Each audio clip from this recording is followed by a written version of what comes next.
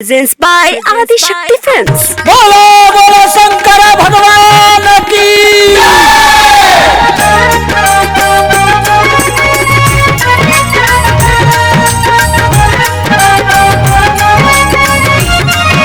बोलो बोलो बाबा विश्वनाथ की आज बोलौले बारन भोला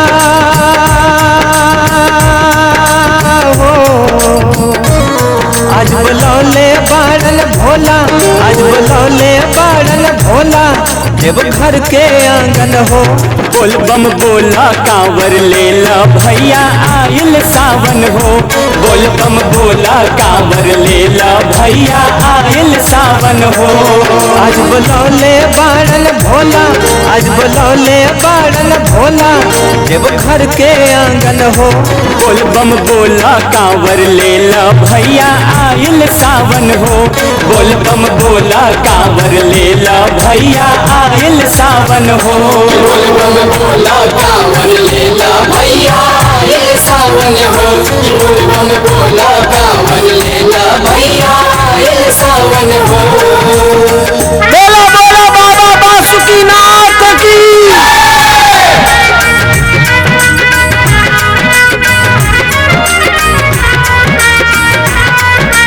बोलो बोलो बाबा महाकाल की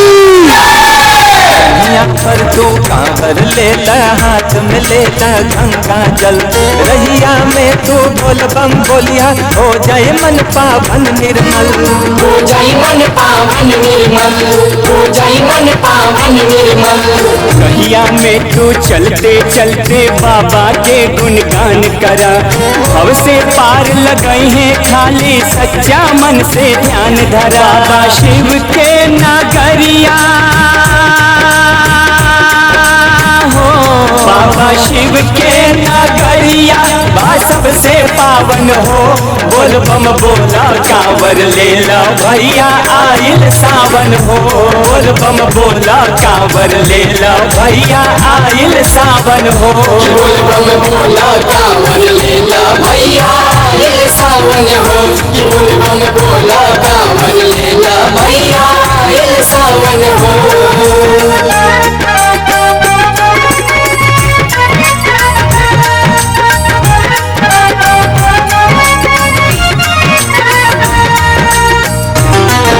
बोलो बोलो बाबा हरिहरनाथ की प्यार दया बाबा बरसाए रिम झिम रूप में सावन हो जाए के रहिया सुधर हो निकला की आवन जावन हो निकला की आवन जावन हो निकला की आवन जावन हो। चली सब मिलके शुभ दर्शन हो जाए बाबा के दुख जाई सब सुख आई बस सिर नवाई बाबा के। गम जिंदगी में हो हरदम जिंदगी में सुखवा के बरसे सावन हो।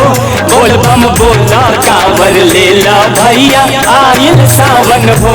बोल बम बोला कांवर लेला भैया आयल सावन हो।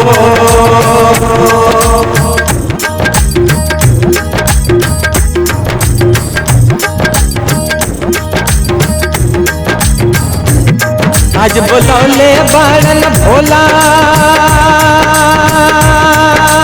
हो आज बोलौले बारन भोला आज बोलौले बारन भोला देव घर के आंगन हो बोल बम बोला कांवर लेला भैया आयल सावन हो। बोल बम बोला कांवर लेला भैया आयल सावन हो।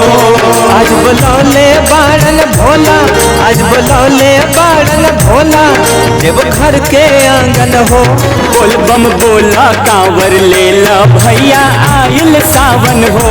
बोल बम बोला कांवर लेला भैया आयल सावन हो। बोल बम बोला कांवर लेला भैया आयल सावन हो। बोल बम बोला कांवर लेला भैया आयल सावन हो।